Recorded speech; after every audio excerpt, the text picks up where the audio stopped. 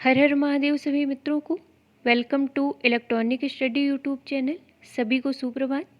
Daily current affairs की series में आज ये हमारी 73 नंबर की वीडियो है और आज के सेशन में जितने भी डेट से संबंधित महत्वपूर्ण करंट अफेयर्स होंगे वो हम देखेंगे। इसके अलावा जो हमने कल की वीडियो में करंट अफेयर्स पढ़ा था उसका रिवीजन भी करेंगे। तो चलिए शुरू करते हैं आज का अपना ये सेशन और देखते ही पहला करंट अफेयर। पहला दिया हुआ है राष्ट्रीय शिक्षक दिवस के बारे में। तो प्रत्येक वर्ष हम 5 सितंबर को राष्ट्रीय शिक्षक दिवस के रूप में ऑब्जर्व करते हैं और इस वर्ष प्रधानमंत्री नरेंद्र मोदी जी ने राष्ट्रीय शिक्षक दिवस के अवसर पर एक शिक्षक पर्व लॉन्च किया है और ये जो शिक्षक पर्व होगा ये 5 से 17 सितंबर तक चलाया जाएगा और इसी दौरान टोटल 44 शिक्षकों को राष्ट्रीय पुरस्कार दिया जाएगा। तो ध्यान रखिएगा कि इस वर्ष शिक्षक दिवस के अवसर पर एक शिक्षक पर्व की शुरुआत हुई है। देखिए यहाँ पर राष्ट्रीय शिक्षक दिवस की बात हुई है तो ये हम ऑब्जर्व करते हैं 5 सितंबर को। और यदि बात की जाए कि पूरे विश्व स्तर पर शिक्षक दिवस कब मनाया जाता है तो उसमें आप 5 अक्टूबर ध्यान रखिएगा। अगला देखते हैं, दिया हुआ है power grid corporation of India limited ने दुनिया भर के 71 संगठनों में 8वीं रैंक हासिल करने के बाद एसोसिएशन फॉर टैलेंट डेवलपमेंट यानी ATD 2021 बेस्ट अवार्ड जीत लिया है। तो ध्यान रखिएगा कि यदि आपसे पूछा जाए कि इस वर्ष association for talent development award किसने जीता है तो ये जीता है power grid corporation of India limited ने। अगला देखते हैं, दिया हुआ है निपाह वायरस के बारे में। तो इस निपाह वायरस को एंटीफिलाइटिस भी कहा जाता है और इस वायरस से अभी हाल ही में केरल में 12 साल के बच्चे की मौत हो गई है और ये एक जूनोटिक डिजीज़ है। मैंने आपको बताया था जूनोसिस डे के बारे में जो हम प्रत्येक वर्ष 6 जून को ऑब्जर्व करते हैं और ये जो जूनोसिस डिजीज़ होती हैं ये जानवरों से मनुष्यों में और मनुष्यों से जानवरों में फैल जाती हैं।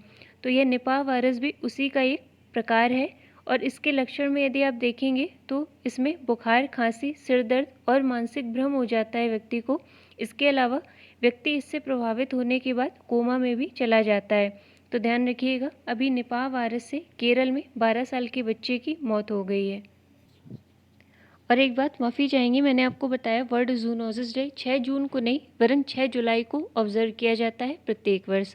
तो ध्यान रखिएगा उसे भी। अगला देखते हैं, दिया हुआ है पत्रकार कल्याण कोष योजना। तो इसकी शुरुआत हुई है छत्तीसगढ़ राज्य सरकार के द्वारा और ये जो पत्रकार कल्याण कोष योजना है इसका उद्देश्य क्या है तो इस योजना के तहत कोविड-19 में जान गंवाने वाले पत्रकारों के परिवारों को वित्तीय सहायता प्रदान की जाएगी। तो ध्यान रखिएगा पत्रकार कल्याण कोष योजना ये संबंध रखती है छत्तीसगढ़ से। अब देखिए छत्तीसगढ़ की बात हुई है तो यदि वर्तमान की बात की जाए तो वर्तमान में जो छत्तीसगढ़ के मुख्यमंत्री हैं वो हैं भूपेश बघेल और गवर्नर हैं अनुसुईया उइके। इसके अलावा अभी सामुदायिक वन संसाधनों को अधिकार यानी कि इसको मान्यता देने वाला देश का पहला राज्य भी छत्तीसगढ़ बन गया था। इसके अलावा देखिए मैंने आपको बताई थी एक और योजना जिसका नाम था राजीव गांधी ग्रामीण भूमिहीन मजदूर न्याय योजना। तो इसकी शुरुआत भी छत्तीसगढ़ राज्य सरकार के द्वारा की गई थी और अभी जो यहाँ के मुख्यमंत्री हैं भूपेश बघेल इन्होंने घोषणा की थी कि छत्तीसगढ़ में 4 नए जिले और 18 नई तहसील बनाई जाएंगी और इन 4 जिलों में नाम था मोहला मानपुर का, दूसरा था शक्ति, तीसरा था सारनगढ़ और तीसरा था मनेन्द्रगढ़। तो ये 4 नए जिले थे जो अभी छत्तीसगढ़ में बनाए गए। इसके अलावा 18 नई तहसील भी थी। तो इतने तथ्य आप छत्तीसगढ़ के विषय में ध्यान रखिएगा।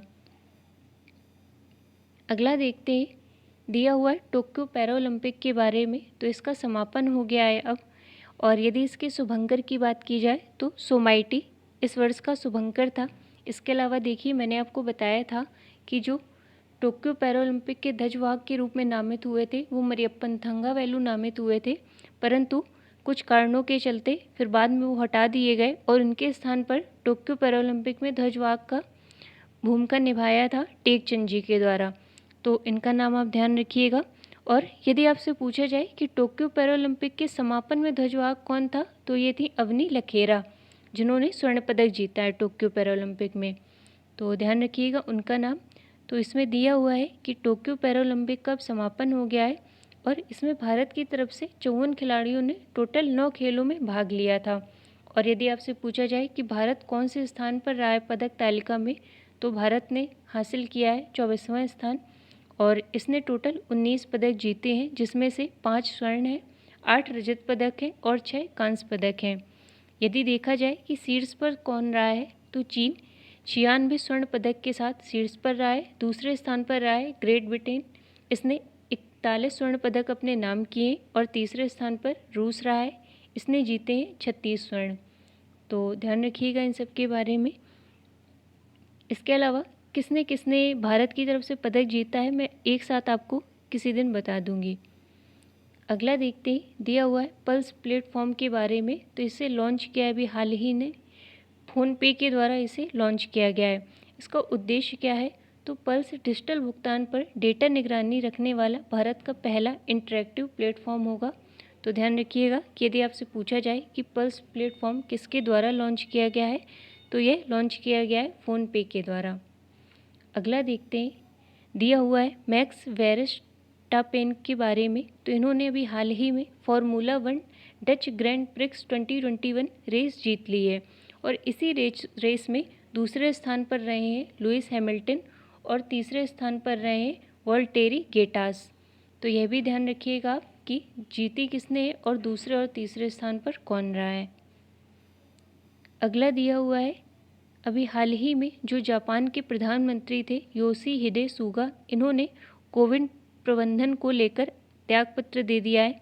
यानी कि ऐसा कहा गया है कि कोविड-19 में जो इनका प्रबंधन रहा था वो अच्छा नहीं रहा था, इसके चलते यहाँ के प्रधानमंत्री ने इस्तीफा दे दिया है। अगला देखते हैं, दिया हुआ है Rajiv Gandhi science innovation city के बारे में। तो यह है क्या, तो देखते हैं, महाराष्ट्र सरकार द्वारा राज्य में विज्ञान के प्रति रुचि पैदा करने के लिए पुणे के पिंपरी चिंचर क्षेत्र में Bharat Ratna Rajiv Gandhi science innovation city का निर्माण किया जाएगा। तो ध्यान रखिएगा कि Rajiv Gandhi science innovation city कहाँ बन रही है, तो ये महाराष्ट्र में बन रही है। इसके अलावा देखिए, मैंने आपको यह भी बताया था कि भी महाराष्ट्र सरकार के द्वारा ही प्रौद्योगिकी के क्षेत्र में जो संस्थान अच्छा करेगा उसके लिए एक नए पुरस्कार की शुरुआत की गई थी, जिसका नाम रखा गया था राजीव गांधी पुरस्कार। तो उसे भी ध्यान रखिएगा आप। अगला देखते हैं, एक बुक के बारे में दिया हुआ है ए रूट लाइफ द मेमोयर। तो ये लिखी गई है वीर संघवी के द्वारा। यहाँ पर देखिए बुक की बात हुई है, तो कुछ अन्य बुक के बारे में बताया था मैंने आपको। The dream of revolution a biography of Jayaprakash. यह जयप्रकाश नारायण जो कि क्रांतिकारी नेता और स्वतंत्र कार्यकर्ता थे, उनकी जीवनी थी, जिसे अभी हाल ही में लिखा था विमल प्रसाद और सुजाता प्रसाद ने। इसके अलावा एक बुक मैंने आपको बताई थी 7 years of Modi government acceleration of India. तो ये अभी हाल ही में इसका विमोचन किया था जो हमारे उपराष्ट्रपति हैं एम वेंकैया नायडू, इनके द्वारा। और इन्हीं के द्वारा एक याल मंचीली शिवाजी की पुस्तक थी पल्लेकू पट्टाभिषेकम, इसका भी विमोचन किया गया था। इसके अलावा मैंने आपको द इंडिया स्टोरी के बारे में बताया था, जो कि पूर्व आरबीआई गवर्नर थे जो विमल जालान, इनकी कृति थी, तो उनका नाम भी आप ध्यान रखिएगा। और द अर्थ स्पिनर, यह लिखी गई थी अनुराधा रॉय के बारे में। Leopold diaries the rosette India, इसको लिखा था संजय गुब्बी के द्वारा। और how the earth got its beauty, तो यह लिखी गई थी सुधा मूर्ति के द्वारा। तो यह कुछ महत्वपूर्ण पुस्तकें थी। अगला देखते हैं, दिया हुआ है सिम्बेक्स 2021 के बारे में। तो यह एक सैन्य युद्ध अभ्यास है जो इस वर्ष इसका 28वां संस्करण हुआ है। और ये जो सिम्बेक्स युद्ध अभ्यास होता है ये भारत और सिंगापुर के बीच में होता है।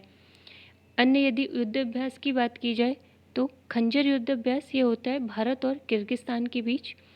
और जो एक्स डेजर्ट नाइट युद्ध अभ्यास होता है ये इंडिया और फ्रांस के बीच होता है। वज्र प्रहार ये भारत और अमेरिका के बीच होता है। इसके अलावा यदि आपसे पूछा जाए सिलीनेक्स किसके किसके बीच होता है, तो ये भारत और श्रीलंका के बीच होता है।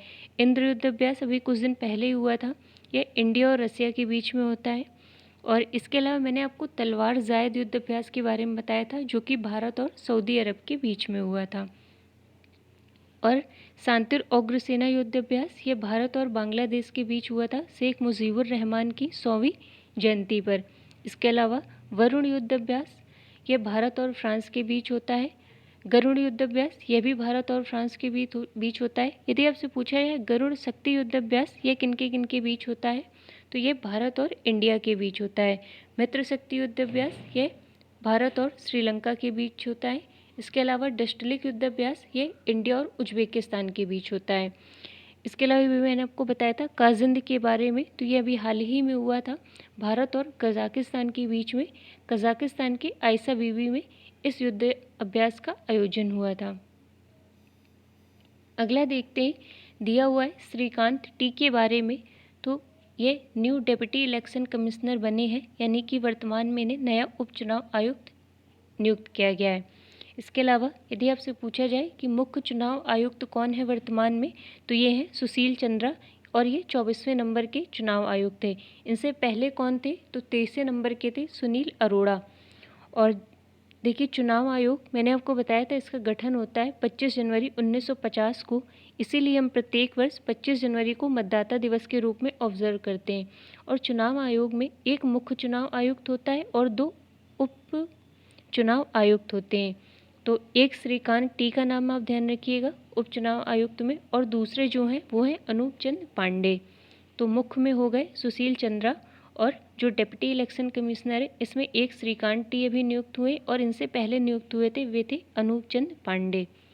तो आज के इस करंट अफेयर्स की श्रृंखला में इतना ही।